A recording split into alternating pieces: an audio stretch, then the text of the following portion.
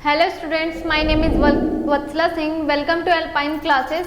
आज के लेक्चर में हम पढ़ेंगे क्लास 11th का चैप्टर 3 का पार्ट 2, जो कि है private, public and global enterprises. हमने पिछले लेक्चर में पढ़ा था कि प्राइवेट सेक्टर क्या होता है, पब्लिक सेक्टर क्या होता है, प्राइवेट कंपनी क्या होती है। इस लेक्चर में हम आगे पढ़ेंगे forms of organisation, public sector enterprises. ठीक है, पिछले लेक्चर में हमने प्राइवेट कंपनी के बारे में पढ़ा था कि प्राइवेट कंपनी क्या होती है, जिसे इंडिविजुअल पर्सन या ग्रुप ऑफ इंडिविजुअल रन करते हैं, जिसमें मैक्सिमम 200 मेंबर्स हो सकते हैं और जिसमें आप शेयर इशू कर सकते हैं, शेयर होल्डर्स बना सकते हैं स्टॉक इशू करके। बट वो इशू क्या आप पब्लिक इशू नहीं कर सकते हैं, आईपीओ के थ्रू इशू नहीं कर सकते हैं, जैसे एक पब्लिक कंपनी करती है और उसमें मैक्सिमम 200 मेंबर्स होते हैं। और पेड अप कैपिटल जो है उसकी पहले थी 1 lakh, paid up capital 1 lakh थी प्राइवेट कंपनी की। बट 2005 में उसमें एक अमेंडमेंट्स आया था, जिसके थ्रू कहा गया कि अब आपको कोई मिनिमम पेड अप कैपिटल रखने की कोई ज़रूरत नहीं है। तो मिनिमम पेड अप कैपिटल जो आपकी 1 लाख थी, ठीक है, उसको रिमूव कर दिया गया, 2005 के अमेंडमेंट में जो रूल आए थे उसके थ्रू से रिमूव कर दिया गया। अब कोई पेड अप कैपिटल रिक्वायर नहीं होती है प्राइवेट कंपनी में। तो ये सब हम लोगों ने पिछले लेक्चर्स में पढ़ा था। इस लेक्चर में हम forms of organisation, public sector enterprises के बारे में पढ़ेंगे, जिसमें हमें 3 चीज़ें पढ़नी है: डिपार्टमेंटल, अंडरटेकिंग, स्टैट्यूटरी कॉरपोरेशन और गवर्नमेंट कंपनी के बारे में। तो हम आगे लेक्चर को कंटिन्यू करते हैं, आगे पढ़ते हैं डिपार्टमेंटल अंडरटेकिंग के बारे में। तो डिपार्टमेंटल अंडरटेकिंग क्या होता है? Departmental undertaking are the most common and more established form of establishing public enterprises. These enterprises are formed, operated and part of the department of ministry. ठीक है, ये जो आपका डिपार्टमेंटल अंडरटेकिंग है, ये एक common and more established form है किसका? पब्लिक इंटरप्राइजेस का। पब्लिक इंटरप्राइजेस का एक कॉमन फॉर्म है, established फॉर्म है, जिसे क्या कहते हैं? These enterprises are formed, operated and part of the department of ministry, जिसे गवर्नमेंट में जो मिनिस्ट्री है, इंडियन मिनिस्ट्री के द्वारा क्या किया जाता है? फॉर्म किया जाता है, बनाया जाता है और ऑपरेट किया जाता है। ये किसके अंडर आती है? गवर्नमेंट मिनिस्ट्री के अंदर आती है। ये मिनिस्ट्री इसे क्या करती है? ऑपरेट करती है, फॉर्म करती है, इसे बनाती है और उसके ऑपरेशन से रिलेटेड जो भी वर्क्स हैं कौन परफॉर्म करेगा? मिनिस्ट्री परफॉर्म करेगी। This is the oldest and most traditional form of organizing public enterprises. ठीक है, ये सबसे ज़्यादा ओल्डेस्ट और ट्रेडिशनल फॉर्म है। पब्लिक एंटरप्राइज का सबसे ओल्डेस्ट और ट्रेडिशनल फॉर्म अगर आपसे पूछा जाएगा तो आप कह सकते हैं जो हमारी डिपार्टमेंटल अंडरटेकिंग है वो सबसे ओल्डेस्ट और ट्रेडिशनल फॉर्म है। These enterprises are established as department of the ministry. ये इसे किसके द्वारा establish किया जाता है? मिनिस्ट्री के द्वारा क्या किया जाता है? डिपार्टमेंट ऑफ मिनिस्ट्री के द्वारा establish किया जाता है।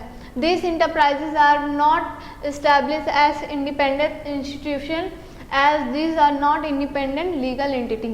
ये एक independent इंस्टीट्यूशन नहीं होती है, इसलिए इंडिपेंडेंट लीगल एंटिटी से नहीं माना जाता है। They act through the officer of the government and its employees are government employees. जो डिपार्टमेंटल अंडरटेकिंग है उसके अंदर जो वर्कर्स हैं, एम्प्लॉयज़ हैं, वो क्या होंगे? गवर्नमेंट एम्प्लॉयज़ होंगे। उनका जो अपॉइंटमेंट है, सिलेक्शन है, वो किसके द्वारा किया जाएगा? गवर्नमेंट के थ्रू किया जाएगा।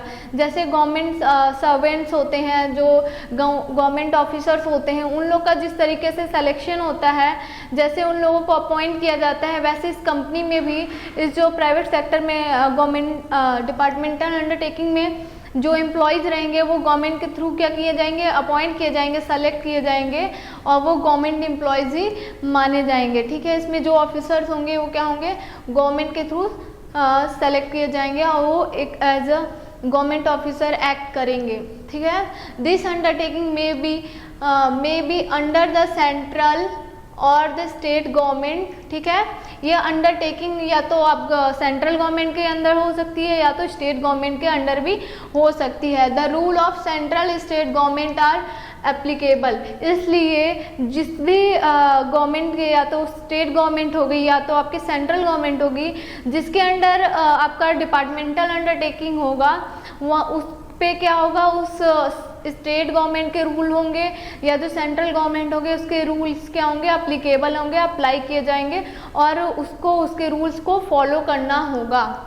एग्जाम्पल अगर हम डिपार्टमेंटल अंडरटेकिंग की बात करें तो जो हमारे पोस्ट सर्विस हो गए हैं, टेलीग्राफ्स हो गए हैं या ऑल इंडिया रेडियो हो गया है या दूरदर्शन जो है वो एक किसके एग्जाम्पल है, डिपार्टमेंटल अंडरटेकिंग के हैं, जिसे या तो हमारी सेंट्रल गवर्नमेंट ओन करती है, रन करती है या तो हमारी स्टेट गवर्नमेंट करती है और उस पे उसके ही उस गवर्नमेंट के ही रूल्स और रेगुलेशंस क्या होंगे, अप्लाई होंगे और उसमें जो एम्प्लॉयज़ वर्क कर रहे हैं वो कैसे अपॉइंट होंगे, उस गवर्नमेंट के द्वारा ही, वो गवर्नमेंट ही क्या करेगी, वहाँ पे एम्प्लॉयज़ को अपॉइंट करेगी। ठीक है, तो डिपार्टमेंटल अंडरटेकिंग में हमने पढ़ा कि सबसे ओल्डेस्ट और ट्रेडिशनल इंटरप्राइज है और जिसको किसके थ्रू रन किया जाता है, जो हमारी डिपार्टमेंट ऑफ मिनिस्ट्री है वो इस पे कंट्रोल करती है और इसके एम्प्लॉयज़ भी आपके क्या होंगे, जो एम्प्लॉयज़ होंगे उनका अपॉइंटमेंट एंड सिलेक्शन का काम गवर्नमेंट करेगी और गवर्नमेंट के रूल्स और रेगुलेशंस इसमें अप्लीकेबल होंगे। ये एक इंडिपेंडेंट पब्लिक इंटरप्राइज नहीं होता है, इस पे किसका कंट्रोल होता है, इस पे गवर्नमेंट का कंट्रोल होता है। और हमारे जो पोस्ट टेलीग्राफ या इंडियन रेडियो है, दूरदर्शन है, ये क्या है, इसके कुछ एग्जाम्पल्स हैं हमारे डिपार्टमेंटल अंडरटेकिंग के। अब इसके कुछ कैरेक्टरिस्टिक्स के बारे में हम पढ़ेंगे कि डिपार्टमेंटल अंडरटेकिंग की कैरेक्टरिस्टिक्स क्या है। The funding of this enterprises come directly from government treasury. ठीक है, गवर्नमेंट ट्रेजरी के थ्रू इसको फंडिंग की जाती है। इसकी फंडिंग का काम कौन करता है, गवर्नमेंट ट्रेजरी के थ्रू इसकी फंडिंग की जाती है। The portion of budget is allocated from this department undertaking. ठीक है, the portion of budget is allocated for this departmental undertaking. इसमें जो डिपार्टमेंटल अंडरटेकिंग है उसको उस बजट में इसके लिए भी क्या होता है, एक पोर्शन डिसाइड किया जाता है, एक पोर्शन रखा जाता है। ठीक है, the revenue earn by this is also paid into treasury. आप जैसे कि हम लोगों ने पढ़ा कि इसको फंडिंग का काम कौन करता है, गवर्नमेंट ट्रेजरी के थ्रू इसको फंड्स प्रोवाइड किए जाते हैं और इससे जो अर्निंग की जाती है, जो इससे रिवेन्यू जनरेट होता है, वो भी क्या होता है, आपके गवर्नमेंट ट्रेजरी में ही जाता है। उसको भी कहाँ, हम गवर्नमेंट ट्रेजरी में ही देते हैं। They are subject to accounting and auditing control. ठीक है, subject to accounting and control, audit control as applicable to other government entities. ये इसमें भी क्या होता है, आपकी अकाउंटिंग की जाती है, ऑडिट कंट्रोल किया जाता है, जैसे कि और भी गवर्नमेंट का एंटिटीज जो है, जो गवर्नमेंट फर्म्स हैं, उसमें जैसे अकाउंटिंग और ऑडिटिंग का काम होता है, जो रूल्स अप्लाई होते हैं, वह डिपार्टमेंटल अंडरटेकिंग में भी सेम रूल्स और रेगुलेशंस वैसे ही अकाउंटिंग और ऑडिटिंग के अप्लाई होते हैं। It is generally considered to be a major subdivision of the government department. ठीक है, इसे एक मेजर सब डिवीज़न की तरह कंसीडर किया जाता है, किसके, हमारे गवर्नमेंट डिपार्टमेंट्स के। ठीक है, ये एक गवर्नमेंट डिपार्टमेंट का क्या है, मेजर सब डिवीज़न है। It is subject to direct control of the ministry. इसे डायरेक्ट किसके द्वारा कंट्रोल किया जाता है, हमारी मिनिस्ट्री के द्वारा। Normal budgeting, accounting and audit procedure are applicable to departmental undertaking just like government departments. जैसे कि हमारे गवर्नमेंट डिपार्टमेंट्स में क्या होता है, नॉर्मल बजटिंग, ऑडिटिंग, अकाउंटिंग होती है, क्योंकि वो गवर्नमेंट का गवर्नमेंट के अंडर आता है, वैसे ही डिपार्टमेंटल अंडरटेकिंग में भी क्या होता है, नॉर्मल अकाउंटिंग, बजटिंग और ऑडिटिंग का वर्क परफॉर्म किया जाता है। ठीक है, तो इसमें क्या क्या होता है, इससे जो इसको कहाँ से फंड मिलता है, इसको गवर्नमेंट ट्रेजरी जो है उसके थ्रू फंड मिलता है। और जो ये अर्न होता है, इसके द्वारा जो अर्न किया जाता है, अर्निंग होती है, रेवेन्यू जनरेट होता है, वो भी क्या किया जाता है, गवर्नमेंट ट्रेजरी में ही जाता है। और इसमें जो ऑडिटिंग अकाउंटिंग का प्रोसेस है वो बहुत ही सिंपल होता है, नॉर्मल होता है, जैसे कि अदर गवर्नमेंट डिपार्टमेंट्स में होता है वैसे ही डिपार्टमेंटल अंडरटेकिंग में भी नॉर्मल प्रोसीजर परफॉर्म किए जाते हैं। और इसको हमारी मिनिस्ट्री के द्वारा कंट्रोल किया जाता है। अब इसकी कुछ लिमिटेशंस के बारे में बात करें तो लैक ऑफ फ्लेक्सिबिलिटी, क्योंकि ये बहुत रिजिड होता है। ठीक है, अगर हम गवर्नमेंट की बात करें, गवर्नमेंट्स के आप जैसे कि गवर्नमेंट के अंदर जो भी डिपार्टमेंट्स आते हैं उसमें हम हमेशा एक क्या रिजिडनेस देखते हैं, वहाँ पे फ्लेक्सिबिलिटी की कमी होती है। तो ये गवर्नमेंट के द्वारा ओन किया जाता है, उनके खुद के रूल्स और रेगुलेशंस होते हैं जो ऑलरेडी फिक्स होते हैं, इस वजह से इसमें बहुत रिजिडनेस आ जाती है, फ्लेक्सिबिलिटी की कमी देखी जाती है।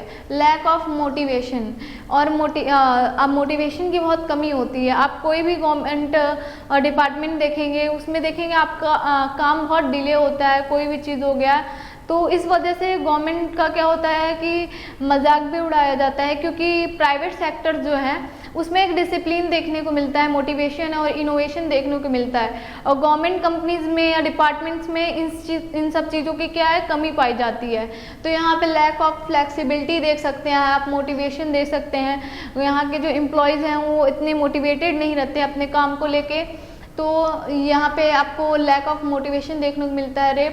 रेड टैपेज में ये क्या होता है, यहाँ पे फाइल वर्क बहुत ज़्यादा होती है, excessive formalities and routine required before official action can be taken or strict adherence to official formalities। आप देखेंगे कि पेपर वर्क्स बहुत ज़्यादा होते हैं, और जिसे आप जैसे कि कोर्ट में देखते हैं, कोर्ट में क्या होता है, वो भी गवर्नमेंट के अंदर ही आता है ना, हमारे कोर्ट कचहरी जैसे हो सकता है, वहाँ पे कई केस क्या रहते हैं, पेंडिंग पड़े रहते हैं, वो चलते रहते हैं, बस उसमें क्या पेपर वर्क्स होती हैं, फॉर्मेलिटीज़ पूरी करनी रहती हैं। जैसे लोग क्या कहते हैं आम भाषा में, कोर्ट कचहरी का चक्कर लगवाना। ठीक है, उसमें आपको फॉर्मेलिटीज़ पूरी करने में ही बहुत ज़्यादा टाइम लग जाता है। वैसे ही डिपार्टमेंट के कोई भी आप काम करने जाएंगे तो उसमें क्या रहता है, आपको बहुत से फाइल वर्क्स करने होंगे, बहुत सी फॉर्मेलिटीज़ पूरी करनी होंगी।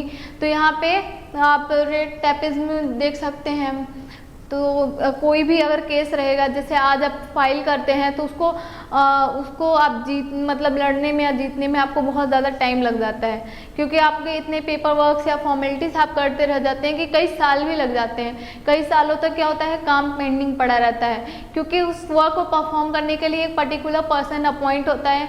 अगर उसने कहीं हॉलीडे पे चला जाता है तो उसके मतलब बिहाफ पे उसके अल्टरनेट में कोई और पर्सन नहीं काम करता है। जब तक वो नहीं आएगा तो वो काम क्या होगा, पेंडिंग पड़ा रहेगा, तो उसके बाद पेपर्स फाइल्स ऐसे ही चलती रहती हैं, तो टाइम टेकन भी हो जाता है।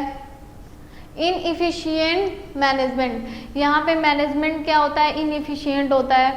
जैसे कि मैंने बताया कि आप हमारे कोर्ट की ही बात कर लीजिए, या फिर कोई वर्क हो गया, अगर कोई एम्प्लॉई वो अगर गवर्नमेंट एम्प्लॉई है कहीं चला जाता है तो उसका काम जो है, वो जो वर्क परफॉर्म करता है तो वो क्या होगा, वो कुछ दिन नहीं, जब तक वो नहीं आ जाता है वापस, वो काम नहीं परफॉर्म होगा, कोई और पर्सन उस काम को नहीं करेगा। तो ये क्या होगा, इफ़िशियंसी से आपके फर्म की, आपके इंस्टीट्यूट की क्या हो जाती है, लो हो जाती है। तो इनएफिशिएंट मैनेजमेंट हो जाता है यहाँ पे। Insensitive to need of consumer, ठीक है, यहाँ पे कंज्यूमर्स के नीड के लिए इनसेंसिटिवनेस पाई जाती है। कैसे, अगर आप किसी गवर्नमेंट इंस्टीट्यूट में जाते हैं और वहाँ पे आपको देखते हैं, जैसे SBI ही ले लीजिए, SBI के ऊपर इतने मीम्स बनते हैं, जोक्स आते हैं कि अगर वहाँ एम्प्लॉय जाता है तो उसको बहुत सी फॉर्मेलिटीज़ मतलब कराई जाती हैं, उसका एक दिन में काम नहीं हो पाता है, तो जैसे बोलते हैं कि लंच के बाद आना, ठीक है, तो लंच के बाद उन लोग का लंच ही 2-3 घंटों का हो जाता है। तो यहाँ कंज्यूमर को प्रेफरेंस नहीं दी जाती है, उनके नीड्स को क्या होता है वैल्यू नहीं किया जाता है। तो गवर्नमेंट सेक्टर में ऐसा होता है, क्यों? क्योंकि जो गवर्नमेंट एम्प्लॉयज़ हैं उन लोगों को आराम से सैलरी आ रही है पर मंथ, वो चाहे धीरे काम करें चाहे वो जल्दी काम करें, उनकी सैलरी फिक्स होती है। उनको पता रहता है कि हाँ हमको आफ्टर 1 मंथ हमारे अकाउंट में सैलरी आ जाएगी। तो हम बहुत ज़्यादा इफ़िशियंसी से काम करें या तो हम लेजीनेस से काम करें, हमको सैलरी तो मिलनी है। तो वहाँ पे कंज्यूमर की नीड को उतना प्रेफरेंस नहीं दी जाती है, उन लोगों को उतना वैल्यू नहीं किया जाता है जैसे as compare to private sectors. Private companies में क्या कहा जाता है, अब प्राइवेट कंपनीज अपने डिसिप्लिन्स रूल्स के लिए कंज्यूमर को प्रेफरेंस करने के लिए पहचानी जाती है। वहीं गवर्नमेंट कंपनी सेक्टर्स की बात करें तो इन सब चीज़ों की क्या होती है, कमी देखने को मिलती है। ठीक है, तो ये कुछ लिमिटेशंस थे जो डिपार्टमेंटल अंडरटेकिंग में हम देखें। अब हम इसके बाद नेक्स्ट लेक्चर में आगे कंटिन्यू करेंगे। आज के लिए इतना ही, थैंक यू।